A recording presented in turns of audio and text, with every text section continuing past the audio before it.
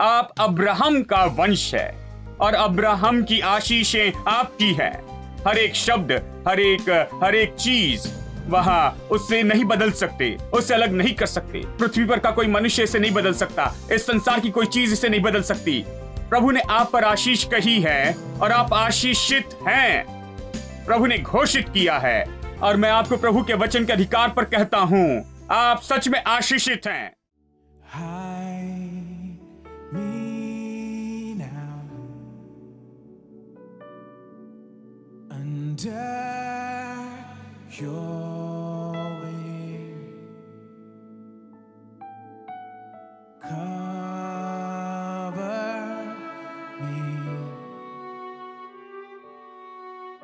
Within your mighty hand, when the oceans rise and thunders roar, I will soar with you above the storm. Father, you are king over the flood. I will be still, know you are God. I will be still, know you are God. Find rest, my soul, in Christ alone.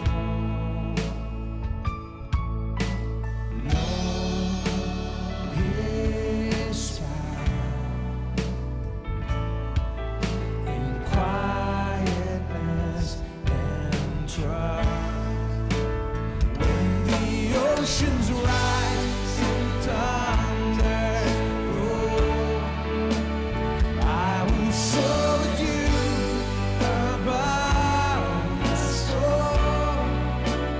Father, you are king over the flood. I will be still and know you are God. I will be still. When the oceans rise, and thunders roar, I will soar with you above the storm. Father, you are king over the flood. I will be still and know you are God. I will be still and know you are God.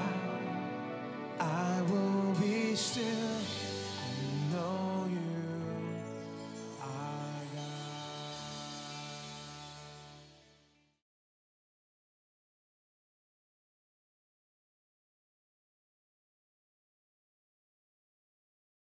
गलातियों अध्याय 3 वचन 13 और 14।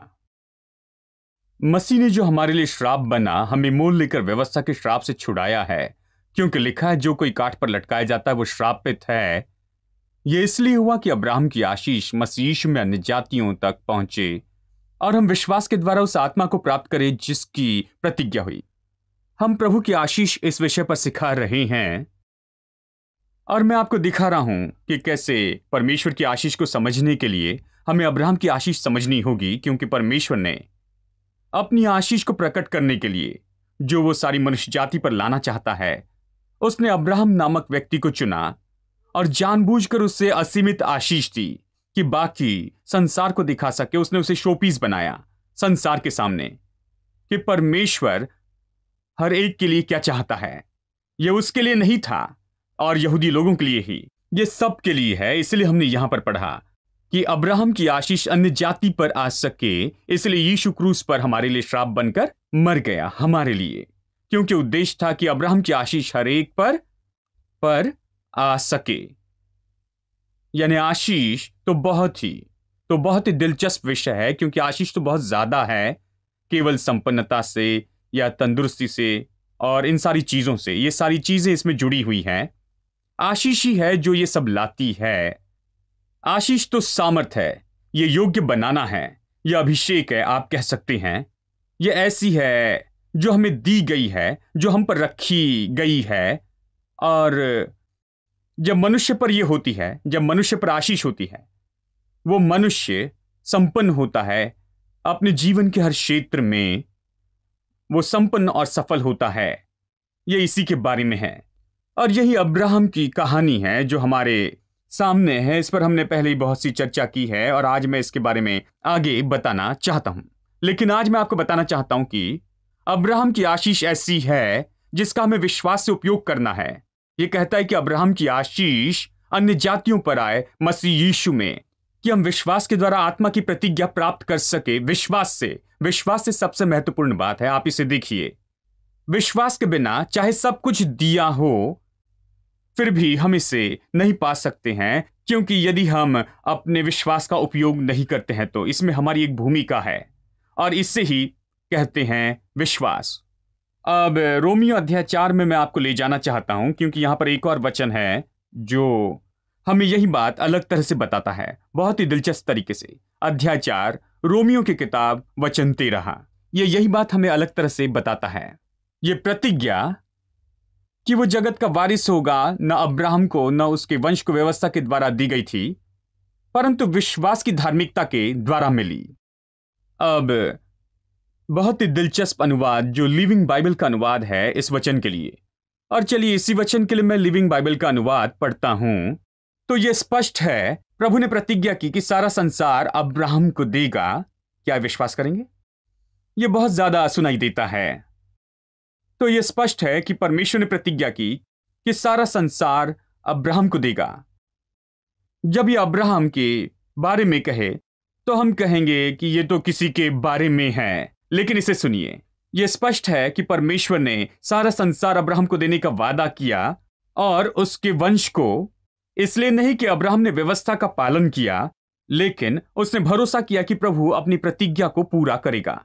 अब यह तो केवल ये point बताना है कि परमेश्वर ने अब्राहम से वादा किया कि वो सारी पृथ्वी को पाएगा व्यवस्था देने के पहले ही, यानी मूसा की प्रणाली में, मूसा की व्यवस्था और 10 आज्ञाएं सब कुछ आए उसके पहले, यह सिस्टम आने के पहले और व्यवस्था का पालन करने के पहले प्रभु ने पहले ही अब्राहम से वादा किया कि वो पृथ्वी का वारिस होगा। इसलिए नहीं कि वो व्यवस्था मानेगा, लेकिन उसने प्रभु पर भरोसा रखा कि उसकी प्रतिज्ञाएं पूरी करे।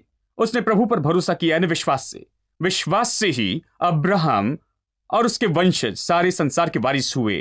अब गलातियों में वापस जाए, क्योंकि यह कहता है कि अब्राहम और उसका वंश। हमें समझना होगा कि अब्राहम का वंश कौन है, क्योंकि शायद हम सोचे कि उसका वंश तो केवल यहूदी लोग हैं। चलिए वचन 7 पढ़ते हैं, अध्याय 3 वचन 7।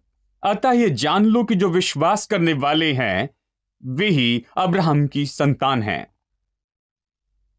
पौलुस चाहता है कि हर विश्वासी ये जान ले एक महान सत्य। वो कहता है जान लो कि केवल जो विश्वास से हैं वही अब्राहम की संतान हैं। आप में से कितने लोग विश्वास से हैं?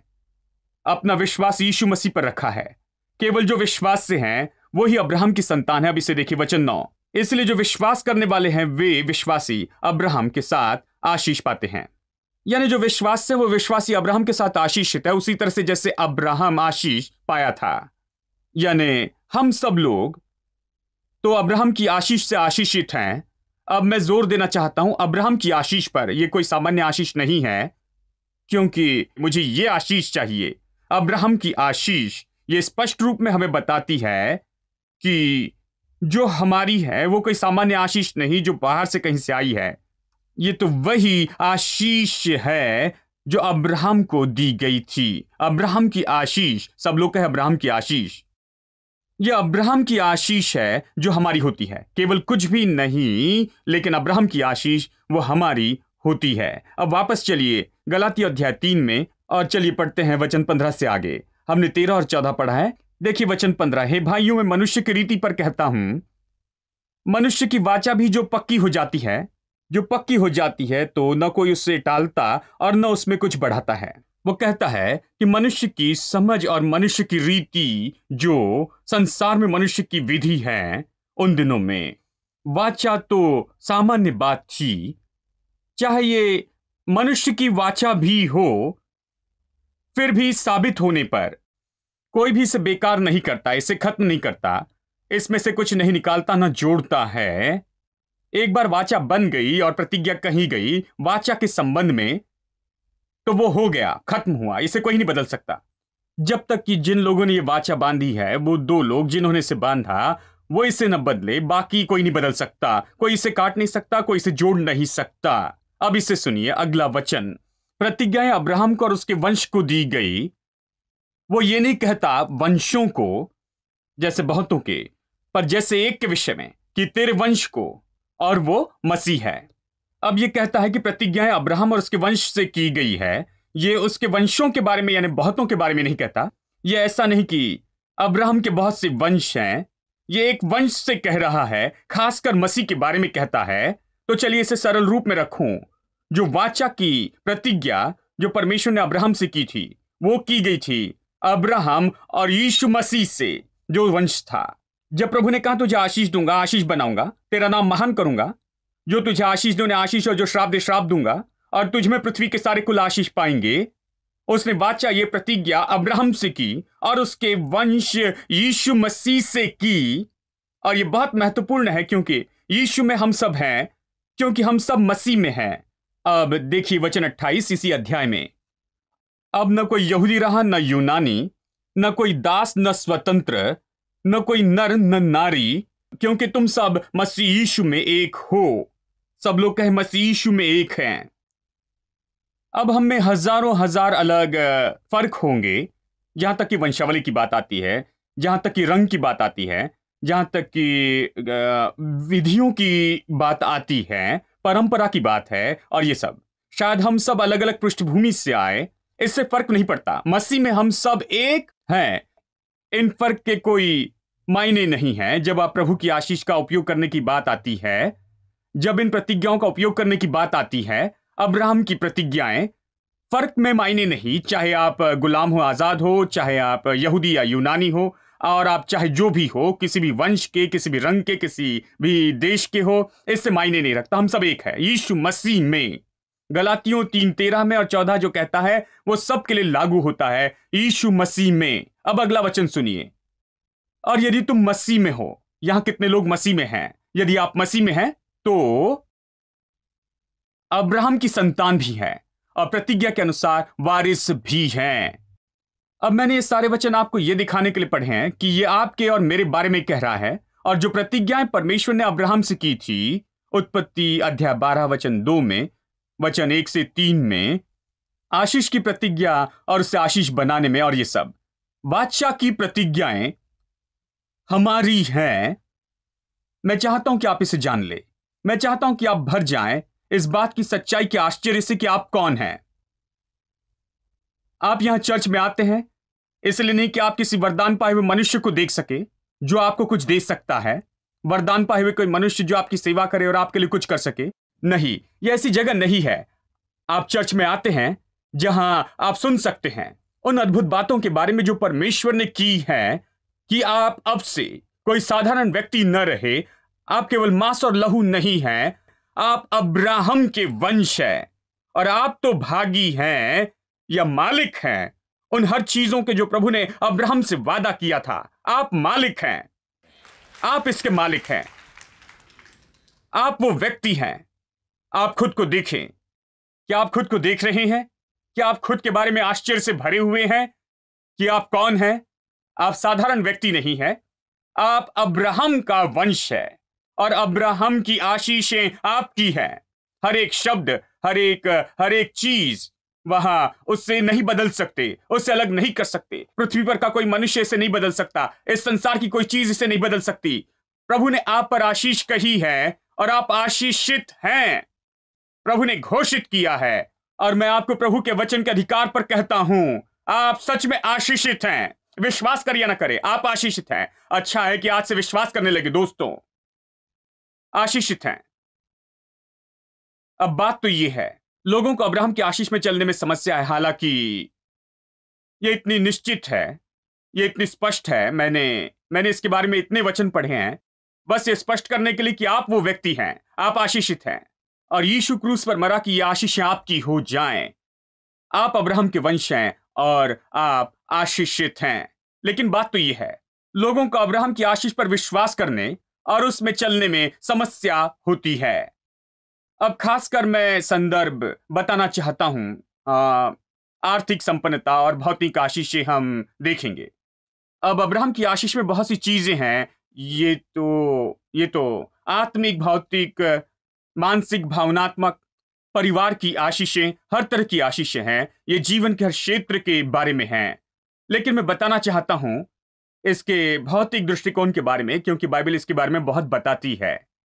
बाइबल भौतिक आशीषों के बारे में बहुत कुछ बताती है, क्योंकि मैं सोचता हूं प्रभु युक्ति जानता है। वो जानता है कि यही बात है जो सबसे जरूरी है।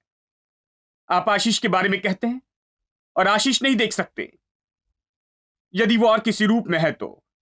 लेकिन जब आशीष भौतिक रूप में होती है तो इसे स्पष्ट देख सकते हैं। और यही तो कारण है कि क्यों परमेश्वर ने, प्रभु ने अब्राहम को इतनी भौतिक आशीषें दी हैं।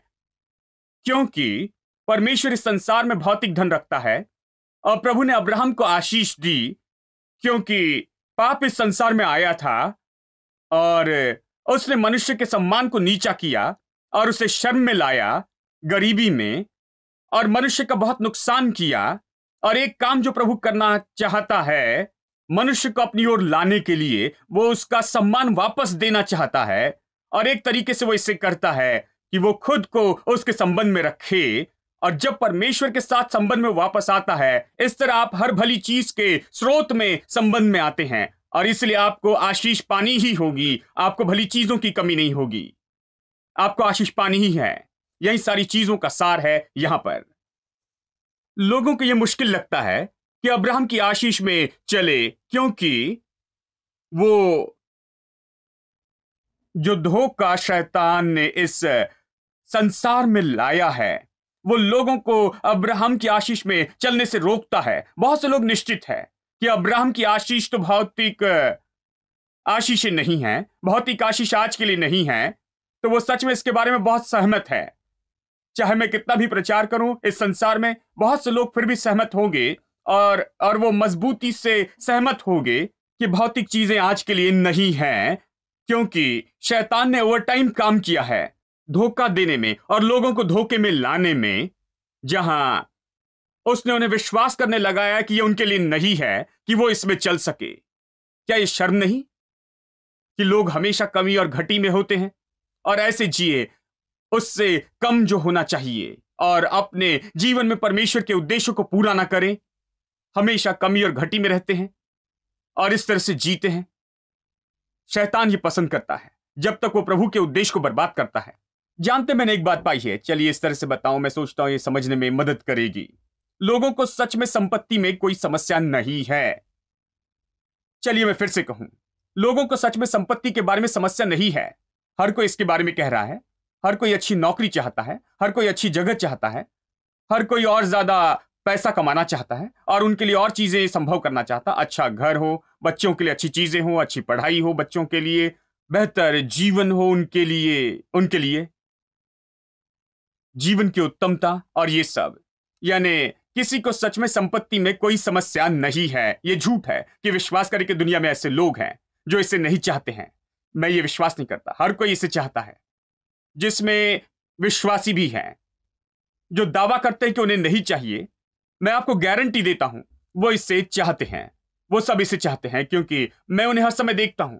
वो बातें करते हैं कैसे ये उनके लिए नहीं है, वो इस पर विश्वास नहीं करते और ये सब। लेकिन बाहर वो अच्छी नौकरी ढूंढते हैं, आसमान की ऊंचाइयों पर जाना चाहते हैं, कहीं जाना चाहते हैं, संसार के किसी भाग में पैसा कमाकर अच्छे से रहना चाहते और बहुत ज्यादा कमाना चाहते हैं, अपनी जरूरतों से भी बहुत बढ़कर। मतलब वो जैसे तैसे गुजारा नहीं करना चाहते, उन्हें सच में और भी चाहिए, बहुत ज्यादा चाहिए और ये सब, और इसे अच्छा करना चाहते और वो दूसरों के लिए आशीष हो जाए और दूसरों को दे सके और ये सब, और दूसरों की मदद करे और सब, चाहे जो भी अच्छा कारण हो। जानते वो सब चाहते हैं। इसलिए मैं आपसे कहता हूं कि लोगों को सच में संपत्ति के साथ कोई समस्या नहीं है। उन्हें यही समस्या है परमेश्वर को संपत्ति के साथ जोड़ने में।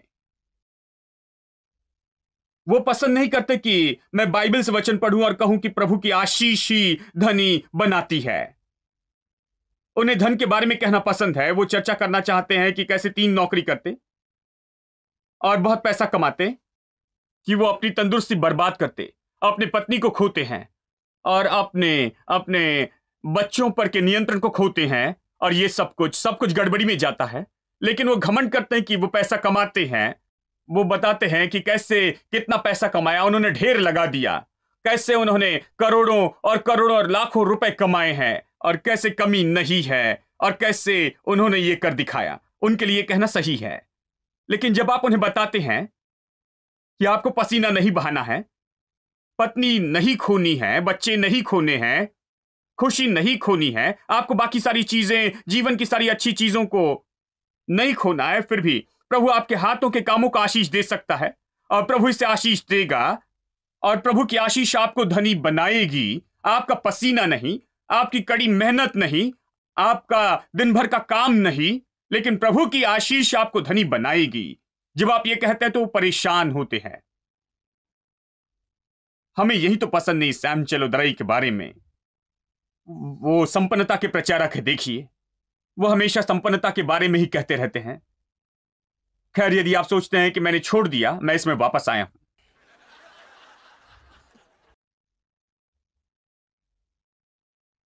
मैं भूलना नहीं चाहता, मैं दिलचस्पी लेता हूं अब्राहम की सारी आशीषों में। मैं इसके बारे में और जानना चाहता हूं और मैं शैतान के झूठ पर विश्वास करने से इनकार करता हूं। मैं अपने कान उसकी ओर सुनने से इनकार करता हूं। अब से आगे उसके हाथों में अब से नहीं। मैं शैतान के झूठ के सामने झुकने से इनकार करता हूं कि ये विश्वास करूं कि ये मेरे लिए नहीं है। हमने काफी समय इस पर विश्वास किया है, हम लुट गए हैं, बहुत खो दिया है और हमने बहुत समय खोया है। अब मैं आपसे कहूं कि ये समय है कि इसे ले ले और सही तरह से विश्वास करना शुरू करें कि हम अब्राहम की आशीष में जी सके।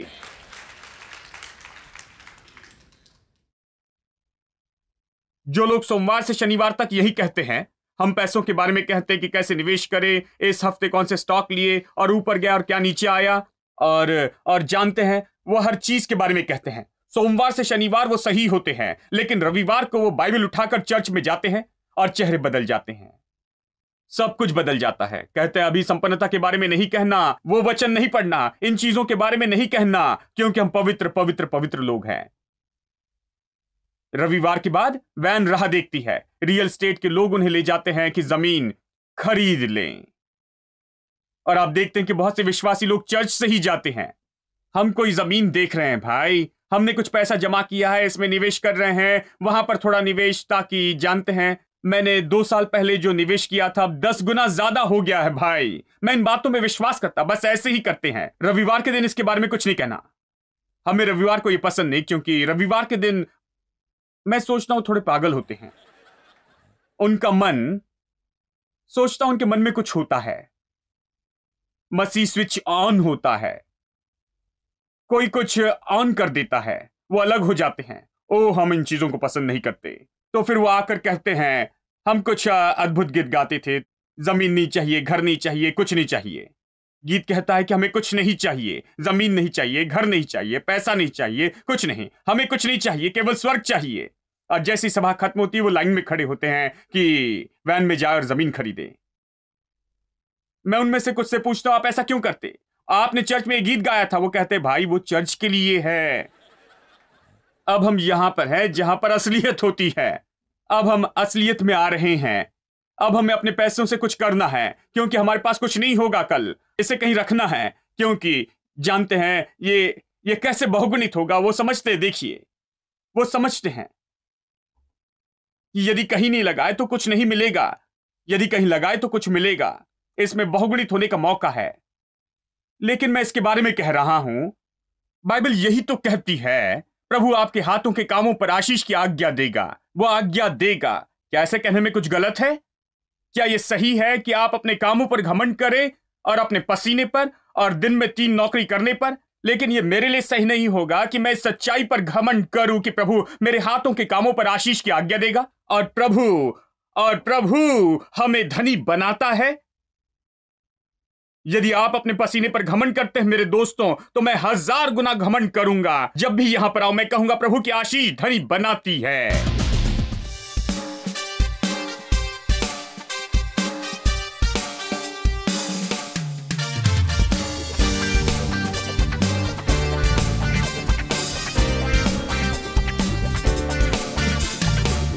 Reaching for the prize, I'm giving everything.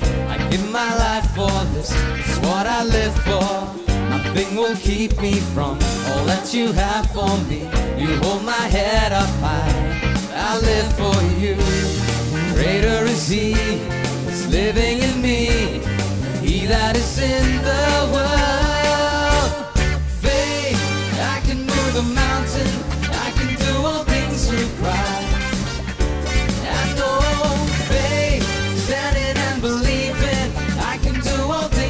Christ who strengthens me.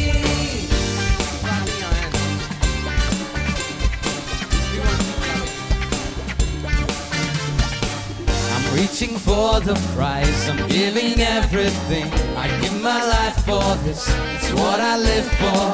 Nothing will keep me from all that you have for me. You hold my head up high, I live for you. Greater is He living in me than he that is in the world. Faith, I can move the mountain, I can do all things through Christ. I know faith, standing and believing, I can do all things through Christ who strengthens me. Faith, I can move the mountain, I can do all things through Christ. I know faith, standing and believing, I can do all things through Christ who strengthens me. Keep clapping your hands.